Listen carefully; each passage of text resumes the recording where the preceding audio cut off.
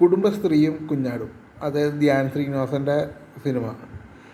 സിനിമയിൽ ധ്യാൻ ശ്രീനിവാസൻ, അതേപോലെ അന്നാരാജൻ, പിന്നെ കാലാപൻ ഷാജോൺ, പിന്നെ ഗിന്നസ് പക്രു, പിന്നെ ജാഫർ ഇടുക്കി, സലീം കുമാർ, മണിയമ്പിള്ള രാജു, സാജു നവേദയ, അതേപോലെ ബെന്നി പീറ്റേഴ്സ് എന്ന് പറഞ്ഞു.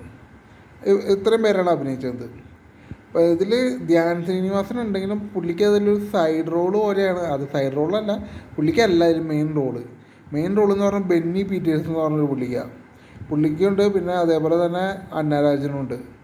പിന്നെ ഷാജോണും നല്ല രീതിയിൽ അഭിനയിച്ചിട്ടുണ്ട്. നല്ല പുള്ളിക്ക് ഒരുമാതിരി റോള് നല്ല രസമായിട്ട്, ഒരു പോലീസുകാരൻ്റെ റോളാണ്.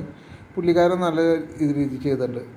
പിന്നെ ഗിന്നസ് ബക്രു ആയാലും ജാഫർ ഇടുക്കി ആയാലും ഇവരൊക്കെ ഒരു എന്താ പറയുക, ഒരു പാട്ടിൻ്റെയൊക്കെ ഒരു ഗ്രൂപ്പുണ്ട്. അപ്പോൾ അങ്ങനത്തെ ഇതാണ് ചെയ്തത്. പടം എനിക്ക് അത്രയ്ക്ക് പുറത്തായിട്ട് തോന്നിയില്ല. കാരണം ഒരു വൺ ടൈം വാച്ചബിളായിട്ട് എനിക്ക് ഫീൽ ചെയ്തത്. കാര്യം പിന്നെ ഇതിൽ മറ്റേ ആക്ഷൻ ഹീറോ ബിജിലൊരു മറ്റേ ആ പോലീസുകാരൻ്റെ ബാക്കി ടൂക്കി അടിച്ച് പറഞ്ഞ ഒരു ഇത് പുള്ളിയിലുള്ള അത്യാവശ്യം കോമഡിയും കാര്യങ്ങളൊക്കെ ഉണ്ട്. പിന്നെ മൊത്തത്തിൽ പറയുകയാണെങ്കിൽ ഒരു വൺ ടൈം വാച്ചബിളായിട്ട് തോന്നി. അതായത് അത്രേ ഉള്ളൂ. അതായത് യാതൊരുവിധ ആക്ഷനോ കാര്യങ്ങളൊന്നും ഇല്ലാണ്ട് ഒരു വൺ ടൈം വാച്ചബിൾ മൂവി. വേറെ ഒന്നും ഇതിൽ പറയാനില്ല. ശരി.